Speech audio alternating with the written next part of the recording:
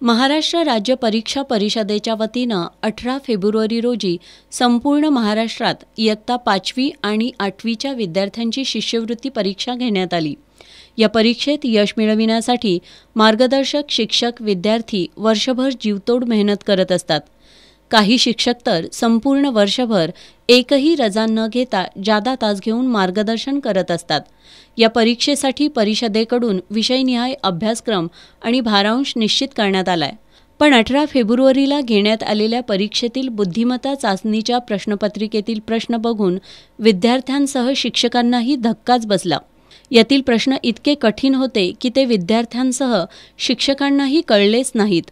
यातून राज्य परीक्षा परिषदेला इंग्रजी बुद्धिमत्ता चाचणी विषयांची प्रश्नपत्रिका तयार करताना निश्चित केलेल्या अभ्यासक्रमाचा सोयीस्कररित्या विसर पडलेला दिसून आलाय। इयत्ता 5वीच्या मुलांचा वयोगट, बुद्ध्यांक आणि परीक्षेसाठी निर्धारित वेळ यांचा विचार करून प्रश्नपत्रिका काढणं अपेक्षित आहे। पण या प्रश्नपत्रिकेत या सर्व बाबींना तिलांजली देण्यात आली आहे। ही प्रश्नपत्रिका कमालीच्या काठिण्य पातळीची असल्यानं दिलेल्या 1.5 तासात प्रश्न सोडवताना विद्यार्थ्यांच्या नाकी 9 आले। अभ्यासक्रमाबाहेरील प्रश्न आल्यानं विद्यार्थी पुरते गोंधळून गेले।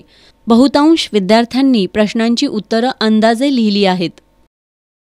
बुद्धिमत्तेचा आणि इंग्रजीचा जो पेपर होता त्या पेपरची काठिण्य पातळी फार कठीण पेपर काढण्यात आला होता।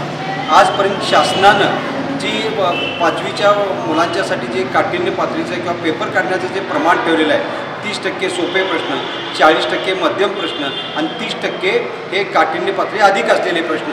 पण या वेळेला 30% सोपे प्रश्न होते, पण बाकीचे सर्व प्रश्न हे अत्यंत MPSC आणि UPSCच्या लेवलच्या दर्जाचे प्रश्न होते। आणि हे प्रश्न जो अभ्यासक्रम ठरलेला त्या अभ्यासक्रमाच्या बाहेरचे प्रश्न होते।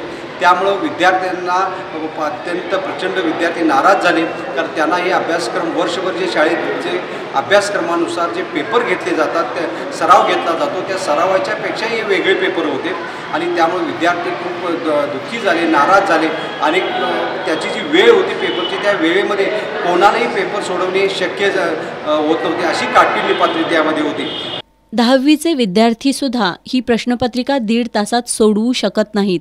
त्यामुळे या परीक्षेला सामोरे गेलेल्या विद्यार्थ्यांनी वेळेअभावी योग्य वाटेल त्या पर्यायाला गोल करून निराश होत पेपर सोडवलाय।